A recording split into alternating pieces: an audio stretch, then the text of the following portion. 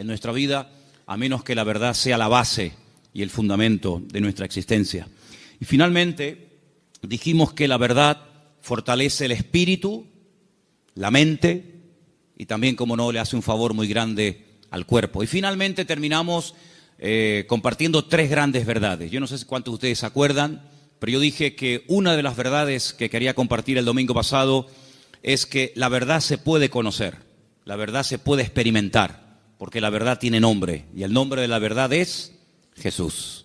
Jesús dijo: yo soy el camino, yo soy la verdad y yo soy la vida. Y si eso es verdad, y vimos que la segunda verdad es que Él volverá, y la tercera verdad dijimos que Dios no miente, basándonos en el texto del libro de Números, capítulo 23, verso 19. Dios no es hijo de hombre para que mienta. Lo que Dios ha prometido, y todo lo que Dios ha prometido es verdad, se va a cumplir. No es una especie de trampa, una especie de truco donde dice: bueno, te prometo esto, pero a la hora de la verdad no es verdad. No es así. Dios lo que promete, lo cumple, porque Dios es un Dios de verdad. ¿Cuántos dicen amén? Quiero llevarles al Salmo 139, porque en esta tarde vamos a compartir, vamos a meditar sobre tres verdades más. Y la primera está basada en el Salmo 139 a partir del versículo 7.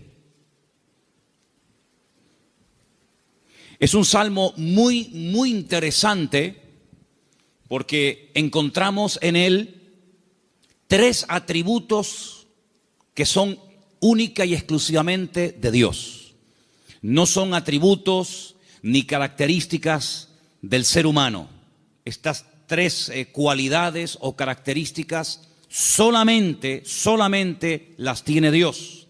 Y en este Salmo 139 aparecen estas tres. Hay salmos que aparece una, en otros salmos aparecen dos, pero en este casualmente, el Salmo 139, podemos encontrar la omnisciencia de Dios. Es decir, Dios todo lo sabe, todo lo conoce, pasado, presente, futuro, Dios lo sabe perfectamente. Y eso lo encontramos en este salmo. Encontramos la omnipresencia de Dios, es decir, Dios está en todas las partes al mismo tiempo. No significa que si está en un lugar se ausenta de otro, sino que la presencia de Dios lo abarca todo. Él está en todas partes, que no es lo mismo que decir en todas las cosas. Eso sería una aberración, decir que Dios está en las cosas. Dios está en todas partes, pero Dios no está en las cosas. Porque si estuviera en las cosas, pues creeríamos en el panteísmo, de tal manera que gente se puede acercar a Dios a través de una oración a un árbol, otros a una estrella, otros a la tierra, etcétera, etcétera. Dios está en todas partes, pero no significa que esté en las cosas, de una forma visible, ¿no? Y finalmente, la omnipotencia de Dios. Dios no tiene ningún tipo de limitaciones, ni de espacio, ni de tiempo. Por eso encontramos a Dios con una definición muy breve, pero muy profunda. Es la profundidad de la sencillez de Dios. Que Dios es espíritu. No lo limita el tiempo, no envejece, no caduca. La Biblia ha sido escrita en un lenguaje humano donde aparecen muchas figuras retóricas para explicar lo que Dios es y lo que Dios hace. Y hay una figura muy común en la Biblia que se llama antropomorfismos, y es utilizar elementos del cuerpo humano para hablar de aspectos o características de Dios. La Biblia dice o habla del brazo del Señor, sobre quién ha creído nuestro anuncio y sobre quién se ha manifestado el brazo del Señor. La Biblia habla de los ojos de Dios, la Biblia habla de la mano de Dios, pero son simplemente eso, antropomorfismos, es utilizar un lenguaje conocido, un lenguaje humano, ¿verdad? Distintas partes del cuerpo, para describir la naturaleza de Dios en la vida de su creación, en la vida de los seres humanos. Hemos oído a veces escuchar como que la naturaleza tiene el libre albedrío de hacer cuanto quiera, y no es verdad. Las leyes de la naturaleza las estableció Dios desde el principio de los tiempos. Fíjense qué curioso que todas las leyes que el hombre ha ido descubriendo con el paso del tiempo, Son leyes que estaban ocultas a los ojos del hombre. El hombre no las ha inventado, simplemente las ha descubierto, ¿verdad? Pero son leyes que Dios estableció desde el principio de los tiempos. Y uno de los libros más profundos de la Biblia, que es el libro de Job, encontramos el peso de la tierra, encontramos los nombres de algunas constelaciones y estrellas, encontramos cómo el viento pesa, ¿verdad? Cosa que no se descubrió hasta muchos siglos después, y encontramos muchas cosas muy interesantes acerca de las leyes de la creación. Alguien dijo que lo creado es una manifestación de las ideas y de la voluntad de Dios hechas realidad, ¿vale? Dios hablaba y su palabra se materializaba. Poder que no transfirió al hombre, imagínense. Es un poder simplemente, o es un poder que solamente se limita a él. Dios habla y lo que Dios ordena se materializa, se cristaliza, ¿sí? Sea la luz o sea cualquier otro elemento.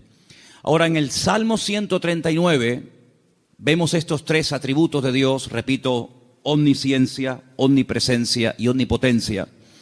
Y a partir del versículo 7, el salmista se hace una serie de preguntas muy interesantes, pero las hace en forma de sorpresa. Aquí dice: ¿a dónde me iré de tu espíritu? ¿A dónde huiré de tu presencia? Si subiere a los cielos, allí estás tú. Si en el Seol hiciere mi estrado, he aquí, allí tú estás. Si tomare las alas del alba y habitare en el extremo del mar, aún allí me guiará tu mano y me asirá tu diestra. Si dijere: ciertamente las tinieblas me encubrirán, aún la noche resplandecerá alrededor de ti. Aún las tinieblas no encubren de ti, y la noche resplandece como el día. Lo mismo te son las tinieblas que la luz. ¿Cuántos dicen amén? Ahora, en la Biblia encontramos a ciertos personajes que por las circunstancias que estaban atravesando no les quedó más remedio que huir y esconderse de las personas que querían quitarles la vida. Por ejemplo, piensen en Moisés. Cuando él tenía 40 años, dice la Biblia que él, para mediar en una disputa, en una pelea, dice que él se levanta contra un egipcio y lo mata y lo oculta. Pero aparentemente se ve que su crimen, su asesinato no quedó, digamos, oculto. Y al día siguiente alguien le dice: ¿me vas a matar a mí como ayer mataste al egipcio? Y esto le produjo un pánico, le trajo un miedo tan grande a Moisés, que dice que tuvo que huir al desierto. Y se ve que no lo encontraron. Se ve que el faraón, que a lo mejor intentó encontrarlo, fue todo en vano, porque pasó 40 años en el desierto y la Biblia no dice en ningún momento que a Moisés lo localizaron y lo llevaron a Egipto y lo sentenciaron. Por lo tanto, supo huir y se escondió, pero tuvo que huir. Tenemos, por ejemplo, el caso de David. David es un joven que recibe el llamado de Dios, la unción, el respaldo de Dios siendo muy joven. El profeta Samuel derrama sobre él aquel cuerno lleno de aceite que tipificaba la unción que él tendría el día de mañana para ser el segundo rey de Israel. Y dice la Biblia que durante muchos años, David tuvo que huir y tuvo que escaparse y esconderse, porque Saúl estaba obsesionado con quitarle la vida. Y se ve que lo hizo bien, por supuesto, la bendición de Dios también estaba con él, porque Saúl nunca lo encontró, a pesar de que muchas veces estuvo muy cerca de echarle mano, incluso hasta de quitarle la vida. Así que vemos que hay hombres en la Biblia, seguramente hay otros, que tuvieron en momentos puntuales de la vida que huir. Pero lo que me llama la atención es que estas personas huían de hombres y fueron capaces de ocultarse de esos hombres, sea Faraón, sea Saúl, que querían quitarle la vida. Pero lo curioso es que en el primer libro de la Biblia, el libro del Génesis, el primer hombre intenta jugar al escondite con Dios. Porque dice la Biblia que cuando Adán peca, se esconde de Dios, como si Dios no supiera dónde está. Es decir, Adán está tratando a Dios como si fuera un hombre. Así como Saúl no pudo encontrar a David porque sabía dónde esconderse, Y así como Moisés se supo meter en el desierto y no lo encontraron, creía que se podía ocultar de Dios. Sin embargo, el Señor sabía perfectamente dónde está.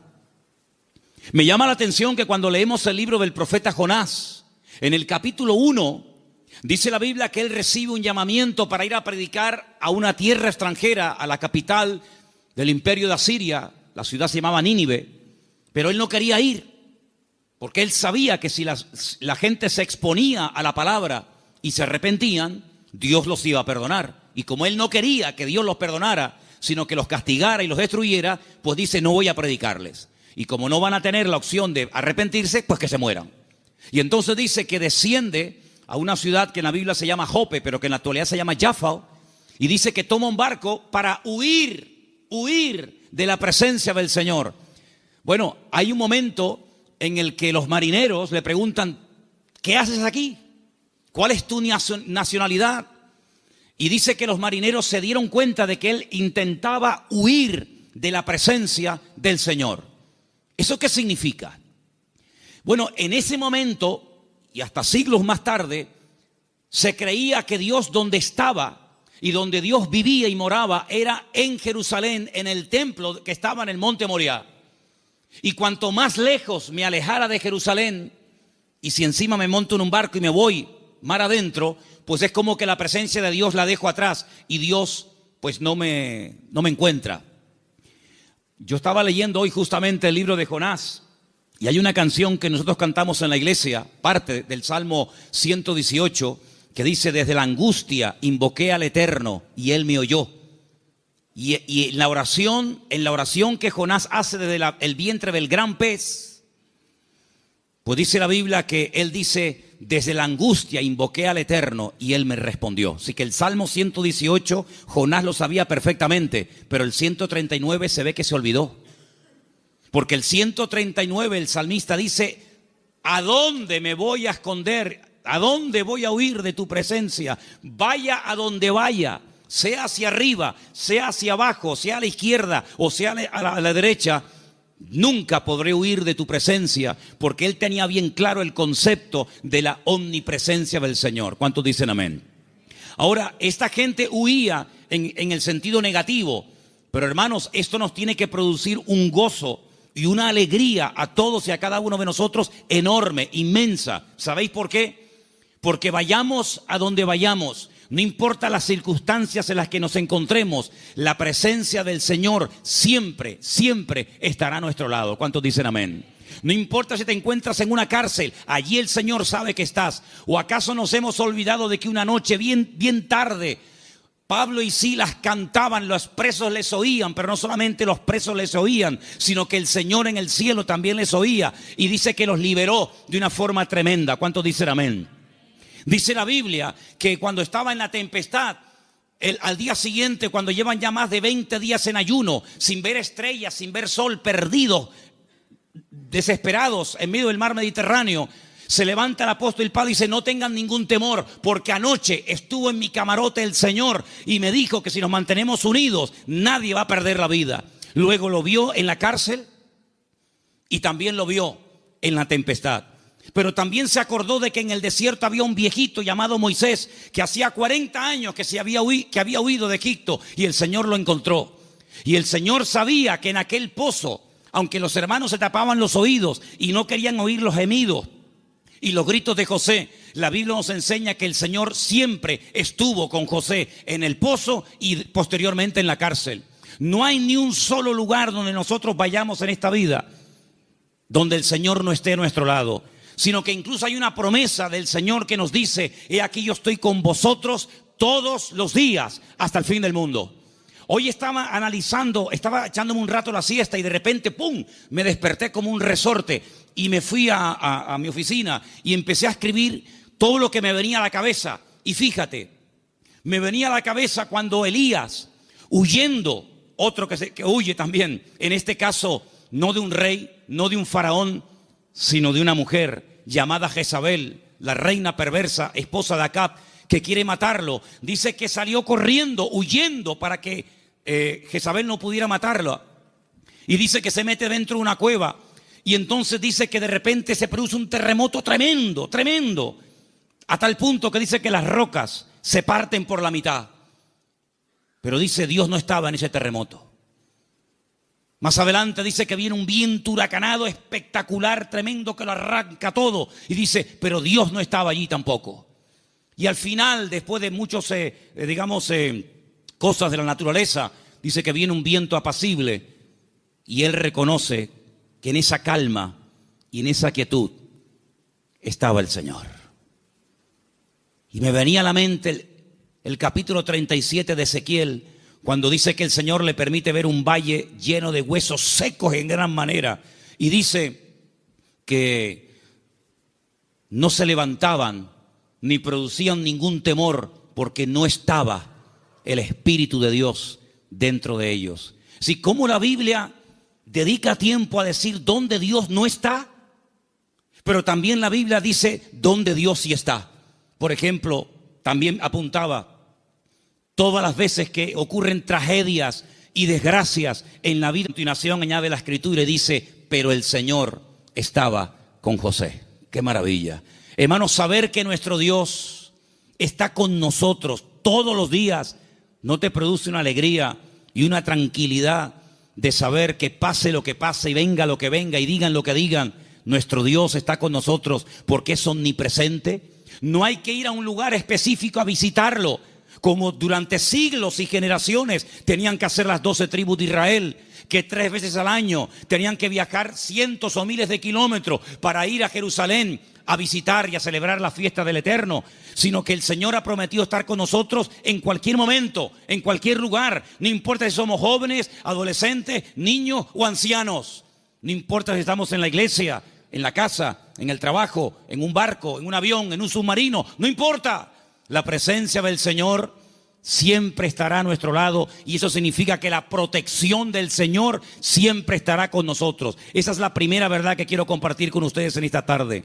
Y si habéis prestado atención a la lectura, ¿cuál fue la lectura de hoy? ¿Cuál fue? Salmo 121. ¿Cómo empieza el Salmo 121? Alzaré mis ojos a los montes. ¿De dónde vendrá mi socorro? Ay, amigo, cuando tú estás donde empezaban los peregrinos que iban a Jerusalén a celebrar las fiestas, cuando tú te pones en el principio de ese camino, allí en lo alto, en Galilea, y ves un camino estrecho, rodeado de unas montañas gigantescas, y te explican que en esas montañas se ponían los ladrones y las bandas armadas para robarle las ofrendas y los diezmos que iban a llevar al templo a Jerusalén. ¿Cómo nos van a alzar los montes los peregrinos y decir, Señor, ¿de dónde vendrá nuestro socorro? No es que está implorando la ayuda de las montañas, no, porque el versículo siguiente dice, nuestro socorro viene del Señor que hizo los cielos y la tierra. No dará tu pie resbaladero, ni se dormirá el que te guarda. Él guardará tu salida y tu entrada desde ahora y para siempre. ¿Cuántos dicen amén? Hermanos, en estos tiempos en los que estamos viviendo, es importante que nos recordemos cada día, el Señor, la presencia del Señor, la cobertura del Señor está a mi lado. ¿Cuántos dicen amén? Dile que está a tu lado, el Señor está con nosotros porque es un Dios fiel. Aleluya. Esa es la primera verdad que tenemos que tener presente en nuestra vida. Primera de Juan 5:18, primer versículo que nos van a leer en esta tarde. Primera de Juan, capítulo 5, verso 18. Presten atención, por favor. Sabemos que todo aquel que ha nacido de Dios no practica el pecado, pues aquel que fue engendrado por Dios le guarda, y el maligno no le toca. El maligno, la promesa que dice, el maligno no le toca. ¿A quién no le toca? Al Hijo de Dios. ¿Y por qué no le toca? Porque está protegido. ¿Por quién? Por aquel que lo engendró. Nuestro Dios no solamente está, sino que está para defendernos, está para guiarnos, está para bendecirnos. No está dormido y hay que despertarlo, como en algún momento el profeta Elías les decía a los profetas de Baal, griten, griten, levanten la voz.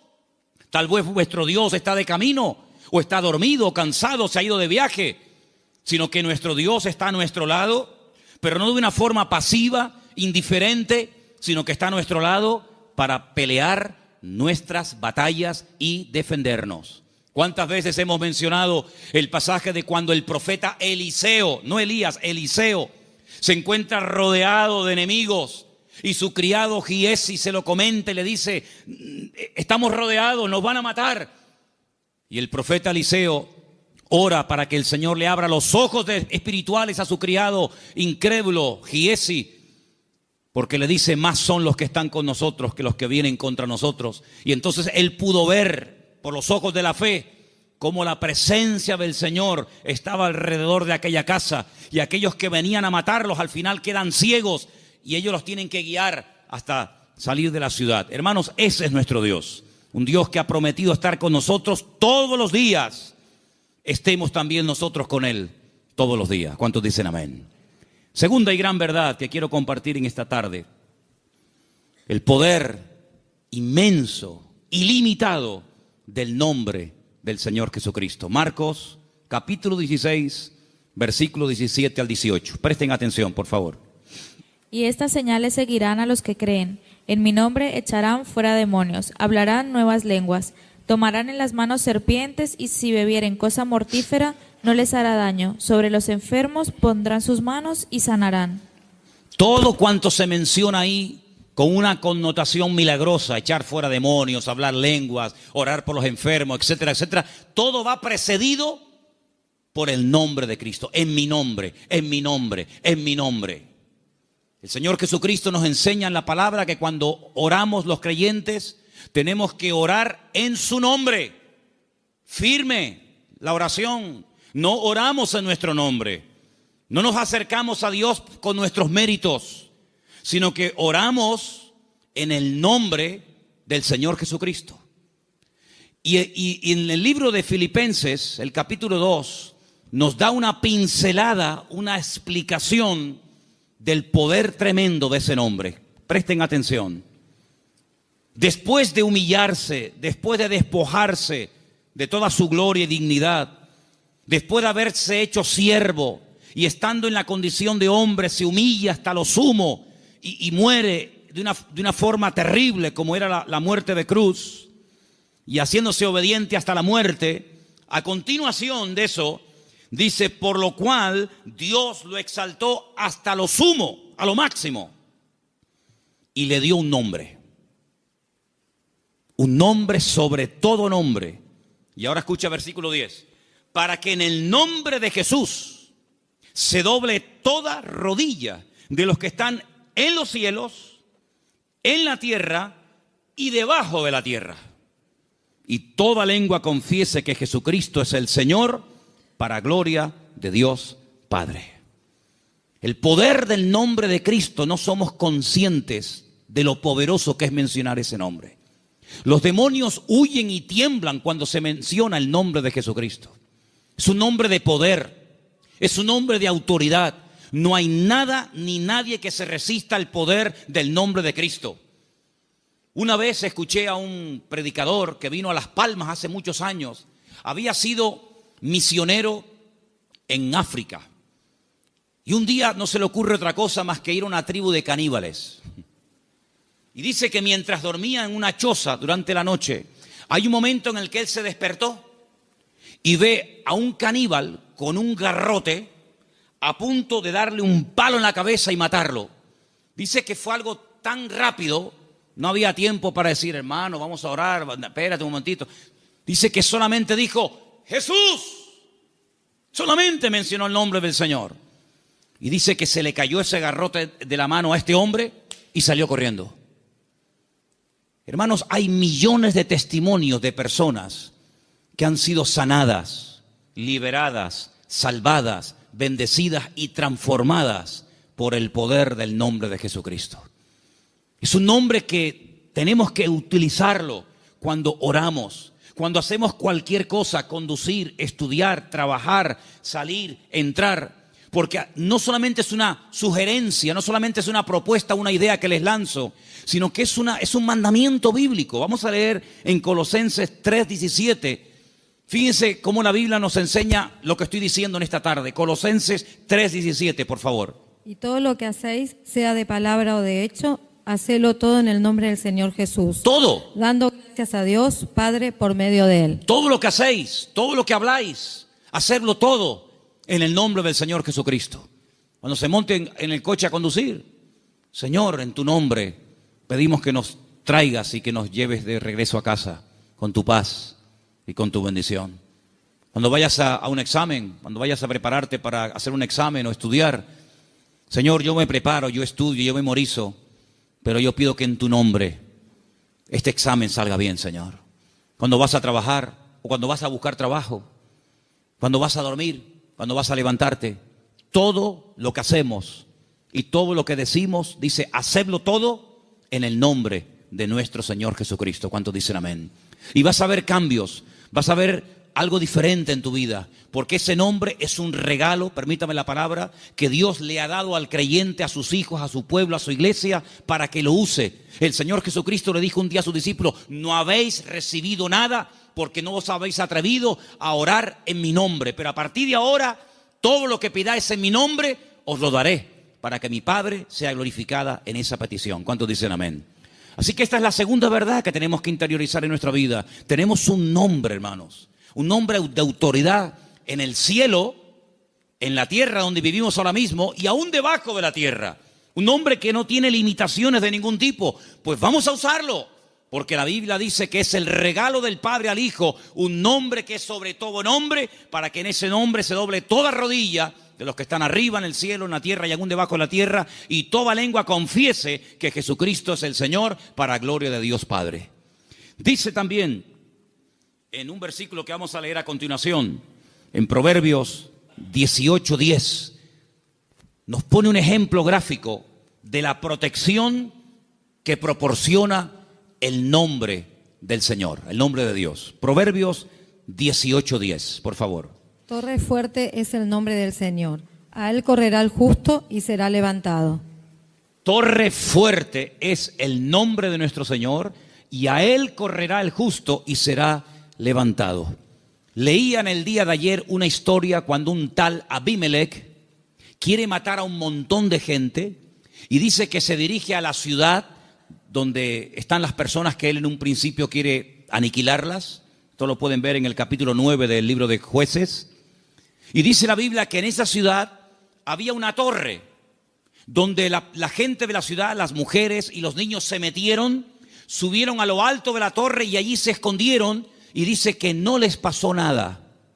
Yo no sé si el salmista se inspiró en esa historia para escribir estas palabras. Torre fuerte es el nombre de nuestro Dios. A Él correrá el justo y será salvado en el tiempo de la angustia, en el tiempo de los problemas. Así que, hermanos, les animo a que en esta semana, no en vano, porque fijaros que sagrado es el nombre del Señor, que hay un mandamiento de los 10, del decálogo, hay uno que curiosamente hace referencia a su nombre. No tomarás el nombre de tu Dios en vano. Pero bueno, una cosa es no tomarlo en vano y otra cosa es no tomarlo nunca. Por lo tanto, cuando menciones el nombre del Señor, que la gloria, una vez obtenida la respuesta a esa petición o a esa necesidad, que la gloria no sea para ti, sino que la gloria se la lleve el Señor. ¿Cuántos dicen amén? Hay también una tercera verdad que quiero compartir esta tarde. Y para los que no estuvieron, el otro día aquí en la iglesia, el día jueves, en la carta de Pablo a Tito, una carta pequeñita que está por ahí por el Nuevo Testamento, ustedes la tienen también, no les quepa la menor duda. El apóstol Pablo deja a Tito en la isla de Creta para que impida que se mezclen o que se metan en la iglesia falsas enseñanzas, falsas doctrinas, etc.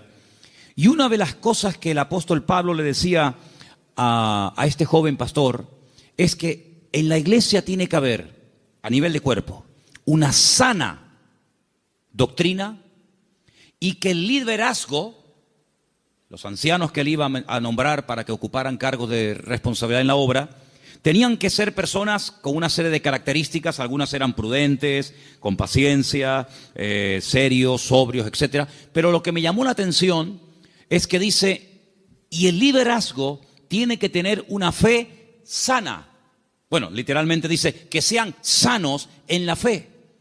Y esto despertó mi curiosidad, porque la tercera verdad que quiero que en esta tarde escuchen ustedes y quiero compartir es el poder que tiene el cuerpo, el pueblo del Señor, siempre y cuando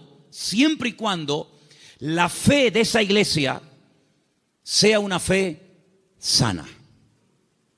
Y algunos dirán, pero ¿cómo que una fe sana? ¿Es que acaso hay una fe que no es sana? Pues sí. La fe a veces se puede enfermar.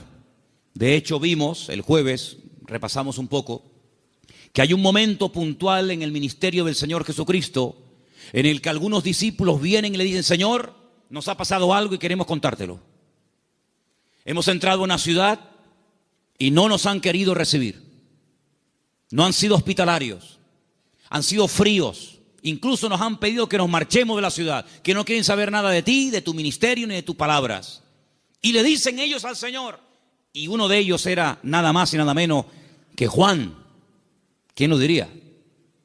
Señor, ¿quieres que oremos para que caiga fuego del cielo y los destruya a todos? Oye, qué fe, ¿eh? Ellos creían que si oraban y que cayera fuego del cielo, el Señor respondería a sus oraciones. Pero el Señor dice, alto. No. Ese espíritu no es el que debe de caracterizar a un discípulo mío. La fe no es para destruir, la fe es para edificar. Si en todo lugar donde no nos escuchan vamos a pedir fuego, vamos a prenderle fuego a todo el país. Y una vez dije, ¿por qué se creen ustedes que el Señor se llevó al profeta Elías? Porque como siguiera como seguía, le iba a prender fuego a todo el país. El único que iba a quedar con vida era él. Pero saben, hermanos, esa es una fe distorsionada.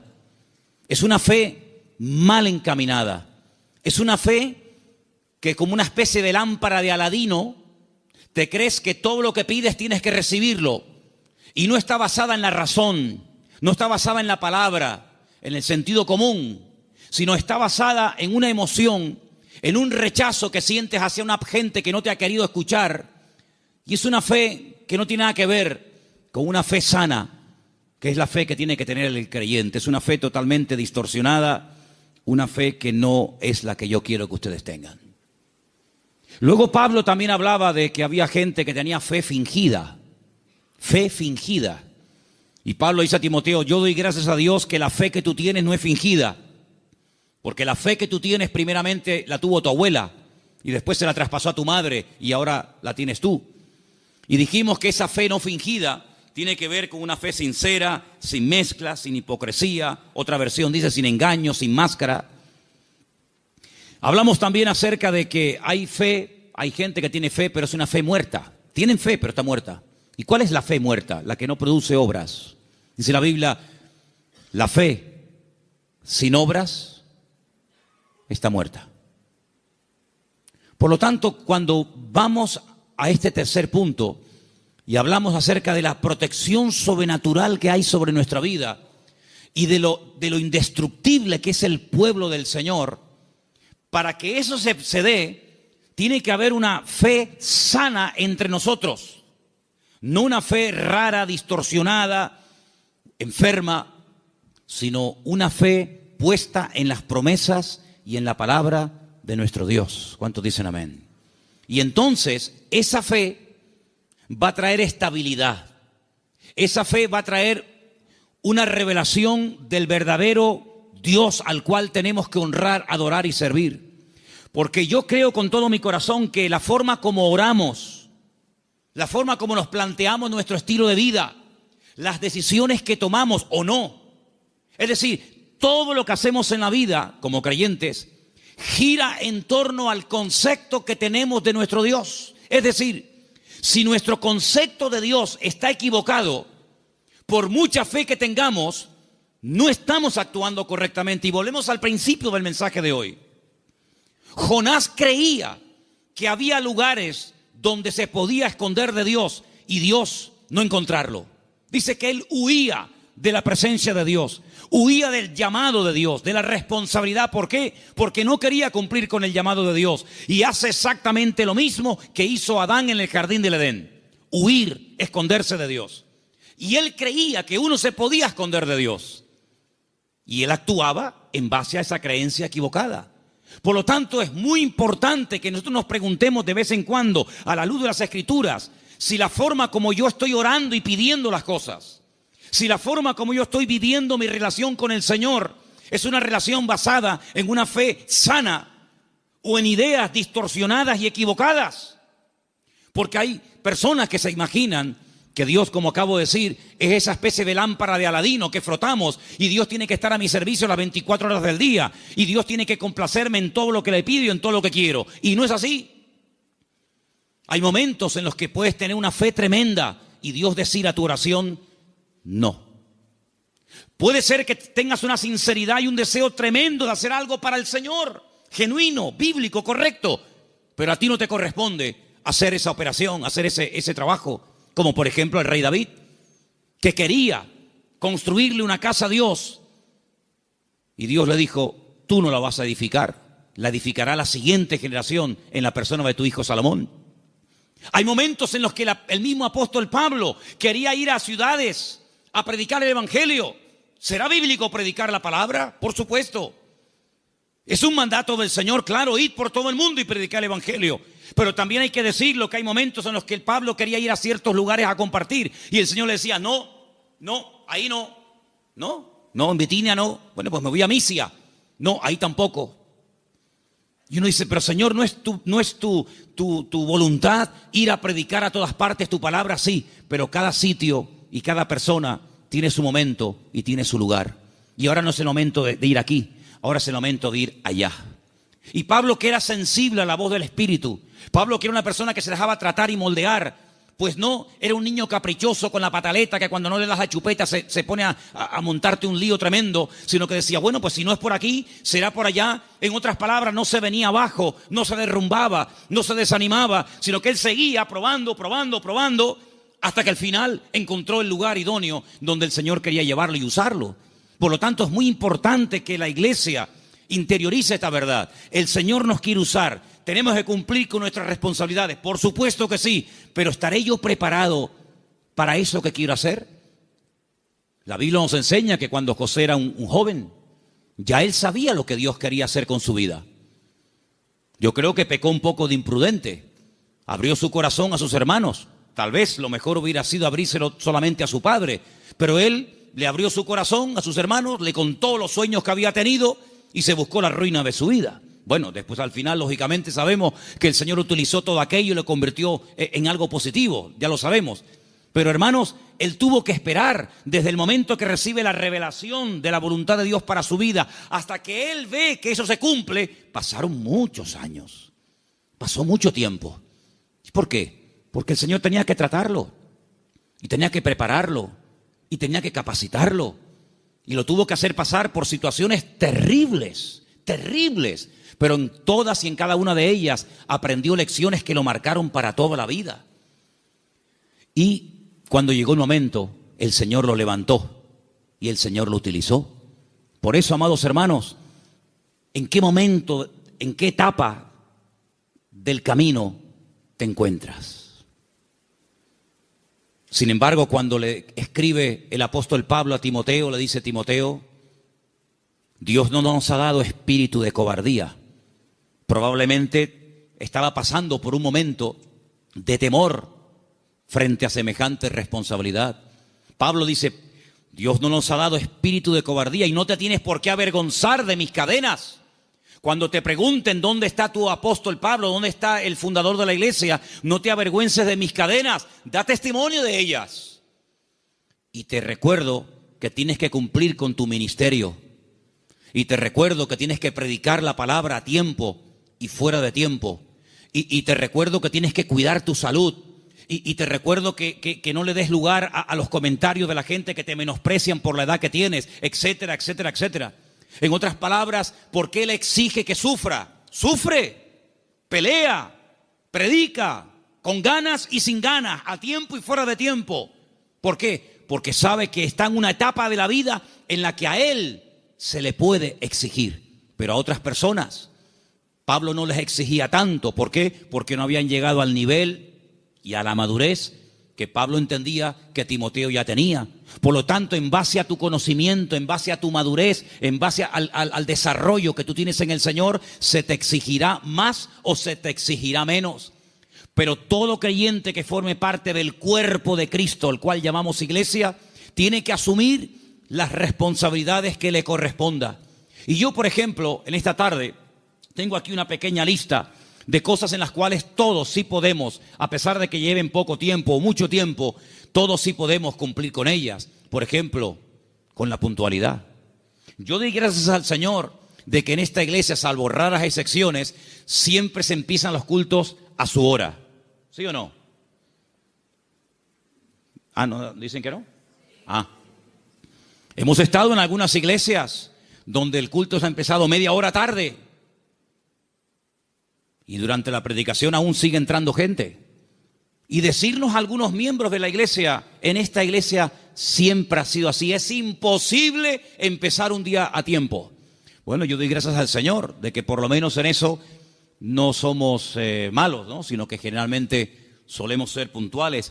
Cuando se propone o se expone a la congregación un proyecto, una idea o algo, generalmente un altísimo porcentaje de la congregación responde apoyando pues dicha actividad o proyecto o lo que sea. En otras palabras, hermanos, la iglesia va a crecer en la medida en la que tú crezcas. La iglesia, cuando hablamos de iglesia, ¿qué es la iglesia? La iglesia eres tú, y tú, y tú, y cada uno de nosotros. Y la iglesia, ese concepto a veces tan abstracto, como dice la iglesia ¿qué es? Pues la iglesia eres tú. La iglesia tendrá la madurez de todos y cada uno de nosotros. Pero esa madurez, ¿dónde la aprendemos? ¿Aquí o ya venimos con ella de casa? Después del culto hoy, queremos reunirnos unos poquitos minutos con los padres de los chicos que en este momento, ahora mismo, están en la escuela dominical. ¿Por qué? Porque una de las cosas que tenemos que entender es que la iglesia, por ejemplo, en los domingos, la escuela dominical, es un refuerzo a lo que teóricamente los niños ya aprenden de sus respectivos padres en el hogar. ¿Cuántos dicen amén? Es decir, si ustedes no oran a la hora de la comida, difícilmente, por más que se lo enseñen ahora mismo las hermanas que están allí con esos niños, que hay que orar dándole gracias al Señor por la comida que entra por nuestra boca, si después durante la semana, que es muy larga, hasta el próximo domingo, no ven a papá y no ven a mamá orando un momentito, dándole gracias al Señor por los alimentos, pues le vamos a hacer al niño, perdonen la palabra, un cacao, porque le estamos enseñando algo en la iglesia que luego ustedes no lo apoyan. Es decir, que lo que aprendan aquí, luego vean la práctica en el hogar. ¿Cuántos dicen amén? Si, por ejemplo, un niño un día en una escuela dominical tiene una clase donde, por ejemplo, no sé, se le habla del perdón, pues que cuando lleguen momentos puntuales, pues que el niño vea que en casa la asignatura del perdón se aprueba con sobresaliente y no siempre con suspenso. Y simplemente quiero ponerles un ejemplo. Porque la tercera verdad que estoy tratando de compartir esta tarde es la importancia de la iglesia en el mundo y cómo la iglesia es indestructible siempre y cuando cumpla con los requisitos bíblicos establecidos por el Señor en su palabra. ¿Dónde aprendió José a perdonar, a reconciliarse, a llevarse bien con otras personas? ¿Dónde lo aprendió? ¿En Egipto? ¿En Egipto lo aprendió? No, lo aprendió en el hogar, lo aprendió en casa. Yo no sé, supongo que sí, ya es especular. Si algún día Jacob, que era su padre, explicó en casa el motivo por el cual se iban de un país a otro. Me imagino que sí. Yo me imagino que un día Jacob habrá juntado a Raquel, a Lea, a sus hijos y les habrá dicho: chicos, nuestro tiempo se ha terminado con el tío Labán. Volvemos a Canaán. Y quiero contarles algo. Hace 22 años salí de mi tierra y ahora volvemos. Pero hay una pequeña cosa que tengo que comentarles. Yo no vine aquí porque quería en el fondo venir. Yo vine aquí casi forzado por las circunstancias. Vine aquí porque el tío Esaú, vuestro tío, mi hermano, me quería matar. Y ahora volvemos y no sé lo que nos vamos a encontrar. La Biblia dice que él toma una serie de medidas, muy particulares por cierto. Fue haciendo diferentes grupos, a las que menos amaba o con las que menos tenía, no sé, feeling, las fue poniendo por delante y él lógicamente se quedó atrás, con la que él realmente quería y con sus hijos. Y le llega la noticia de que el tío Esaú viene con 400 hombres armados hasta los dientes. Y entonces él se va a la montaña a orar. Y es allí cuando tiene un encuentro con el Señor que lo cambió para toda la vida. Y es allí donde pelea con un ángel. Y dice la Biblia que allí donde Dios le cambia el nombre de Jacob por Israel. Y al día siguiente llegó el momento de la verdad, amigo. Llegó el momento de a ver qué pasa. O se acaba todo o empieza todo. Y allí se va José con su padre, con sus hermanos. Y allí dice la Biblia que Jacob y Esaú se abrazaron, se perdonaron, se reconciliaron y todo se solucionó. Y allí estaba José. La primera vez en su vida que veía al tito Esaú. La primera vez en su vida que veía algo tan impactante que sin lugar a dudas lo marcó. Porque esa reconciliación entre el tío y su papá lo marcó de tal manera que años más tarde, cuando él es vendido por sus propios hermanos, cuando él se da a conocer a ellos y les revela su identidad y les dice: yo soy José, no tiene ni la más mínima gota de rencor, de remordimiento en su corazón, porque él aprendió de una forma objetiva lo que era el perdón y la reconciliación en su familia. ¿Y qué es lo que hace? Él después proyecta en los demás lo que en el hogar aprendió de una forma práctica. Por eso, amados hermanos, es muy importante que lo que ustedes aprenden en los cultos, lo que los niños aprenden en la escuela dominical, luego durante la semana, se van a presentar muchas oportunidades para orar, para pedir perdón, para saber cómo reaccionar ante una situación. Y entonces ahí donde tenemos que trabajar en equipo. Porque la iglesia que entiende que no somos solamente iglesia cuando nos reunimos aquí en Garcilaso de la Vega, número 13, y cuando apagamos la luz y arrancamos los coches y cada uno se va a su casa, dejamos de ser iglesia. No, seguimos siendo iglesia. Seguimos siendo iglesia. No en un lugar físico como este. La iglesia ahora se divide para multiplicar. La iglesia que se divide dentro es una ruina. Pero la iglesia que fuera, cuando termina el culto, se divide y se lleva la bendición de Dios, se divide, entre comillas, para después multiplicar y para extender la luz del evangelio fuera. ¿Cuántos dicen amén?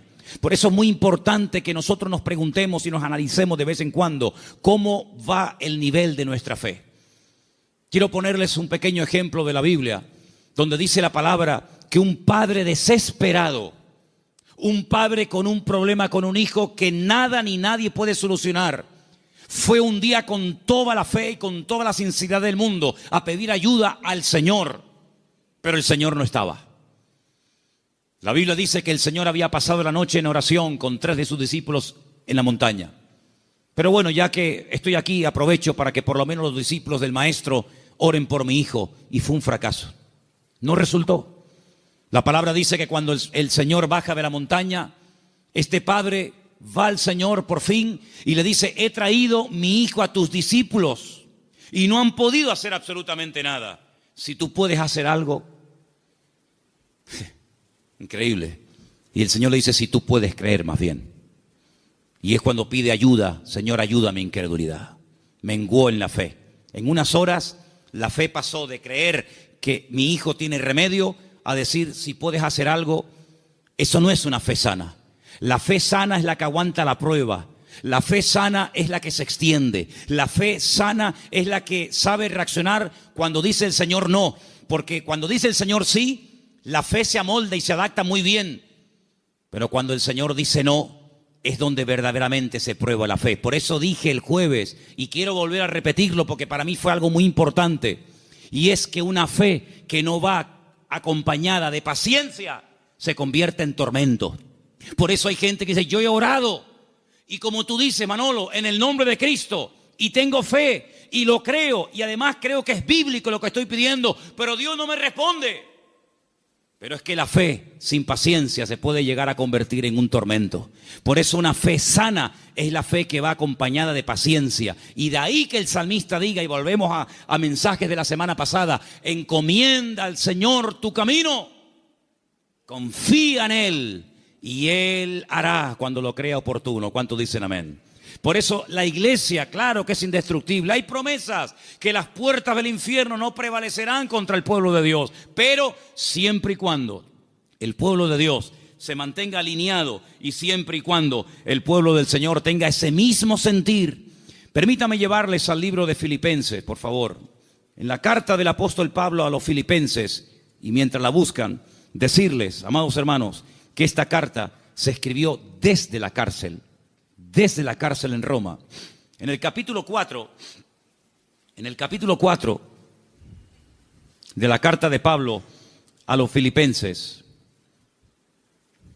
ustedes van a encontrar que el apóstol Pablo está hablando de gozo, de regocijarse. Y uno dice, pero ¿cómo es posible que en semejantes circunstancias el apóstol Pablo escriba una carta cuya palabra más repetitiva es la palabra gozo y alegría? Bueno, pues porque el gozo del creyente, la estabilidad del creyente, no depende de si está en libertad o privado de libertad, sino depende de una fe sana depositada en los brazos del Señor. Pero en medio de la carta, cuando él está explayándose, dando unas explicaciones extraordinarias sobre todo esto, llegamos al versículo 2, Filipenses 4:2, donde él hace un ruego, una tarea que les pongo: escriban en un papel todas las veces que Pablo le rogó a alguien algo. No lo hace mucho, pero aquí tienen un ejemplo. Este no vale, tienen que buscar otro. Le ruega a Evodia y a Síntique que sean, ¿qué? De un mismo sentir en el Señor. Evodia y Síntique eran unas hermanas de esta congregación, eran creyentes, fieles asistentes a la congregación, que no les está haciendo un llamado para que acepten al Señor en su vida y se conviertan. No, ya son creyentes, son hermanas de la congregación, pero entre ellas hay algo. No son de un mismo sentir. Algo pasó entre estas hermanas que a Pablo le perturba. Y Pablo, hay un momento en el que hace un paréntesis en el desarrollo del tema de la carta de Filipenses y dice: ruego a Evodia y a Síntique que sean de un mismo sentir en el Señor. Porque una iglesia